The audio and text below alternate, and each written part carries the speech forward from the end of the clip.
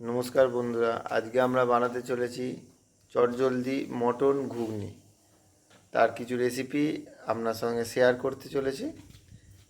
দেখে নিন কিভাবে আমরা মটন ঘুগনি বানাতে চলেছি।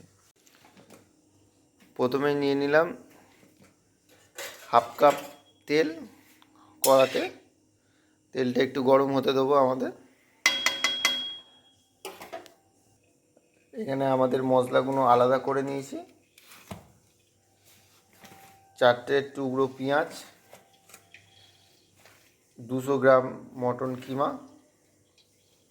তেজপাতা, লঙ্কা গুঁড়ো, হলুদ গুঁড়ো, জিরে গুঁড়ো, ধনে গুঁড়ো এবং গরম মশলা। তেল আমাদের গরম হয়ে গেছে। এতে প্রথমে দিয়ে দিলাম 2টো তেজপাতা।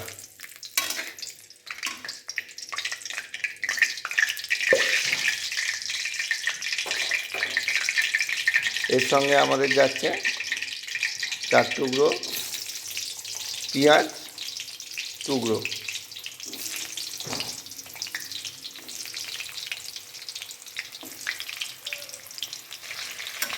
পেঁয়াজগুলো হালকা ব্রাউনিশ করে ভেজে নিতে হবে ভালো করে। যথারীতি আমাদের পেঁয়াজ হালকা ব্রাউনিশ কালার এসে যাচ্ছে। এরপর এর সঙ্গে আমরা দিয়ে নেব 200 গ্রাম মটন কিমা। ভালো করে পরিষ্কার করে ধুয়ে রাখা মটন কিমা 200 গ্রাম।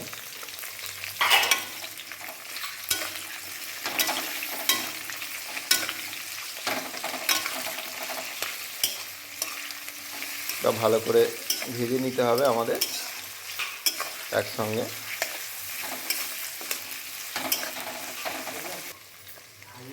আমাদের মাংসগুলো প্রায় ভাজা হয়ে এসছে। এরপর আমরা যোগ করব স্বাদ অনুসার নুন।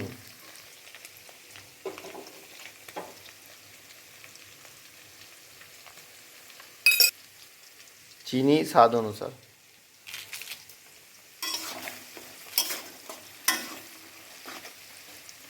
এবার একে একে চলে যাচ্ছে মশলা।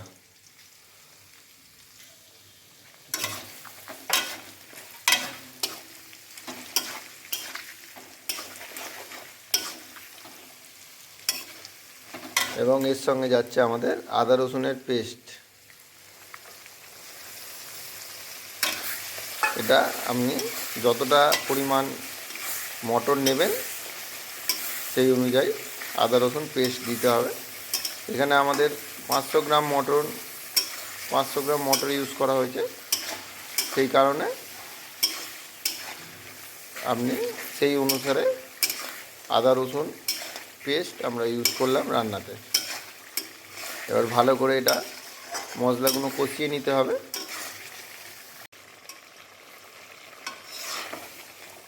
এবার ভালো করে আমরা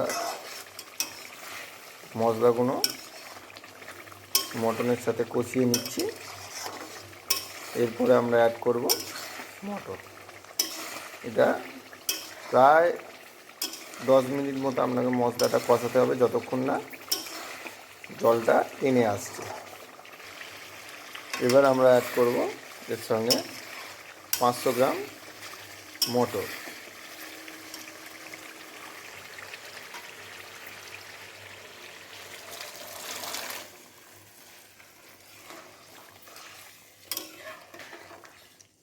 আমরা আলাদা করে মটরটা আগে সেদ্ধ করে নিয়েছিলাম।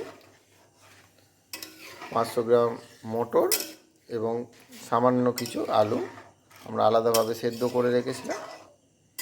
সেটা প্রথমেই আপনাকে ওটা সেদ্ধ করে নিতে হবে, মটর এবং আলু। মশলা থেকে যখন তেল ছাড়তে শুরু করবে, তারপরে আপনি এই মটর এবং আলুটা রান্নার মধ্যে অ্যাড করবেন।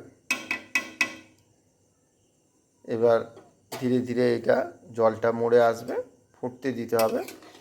প্রায় 15 থেকে 20 মিনিট এটা আপনাকে ফুটবে, জলটা যতক্ষণ না গায়ে গায়ে হয়ে আসছে। এরপর আমরা কিন্তু অ্যাড করব গরম মশলা। রান্নাতে অ্যাড করব। জলটা আরেকটু মোড়াতে পারলে ভালো হয়। এবার যে যার নিজস্ব মতামত অনুযায়ী আপনি একটু যদি বেশি ঝোল খাবেন তাহলে এরকম রাখবেন। আমরা এটা আরেকটু ঝোলটা মরাবো, মরিয়ে একটু গায়ে গায়ে করব। সেটা কিন্তু রুটির সাথে আমাদের ডিনারে খুব ভালো লাগবে। আমাদের চটজলদি রান্না যদি আপনার পছন্দ হয়ে থাকে, আমাদের চ্যানেলটা সাবস্ক্রাইব করবেন এবং বেল আইকনটা অল করে রাখবেন, তাতে আমাদের পরবর্তী ভিডিও আপনার কাছে খুব দ্রুত চলে আসবে। ধন্যবাদ।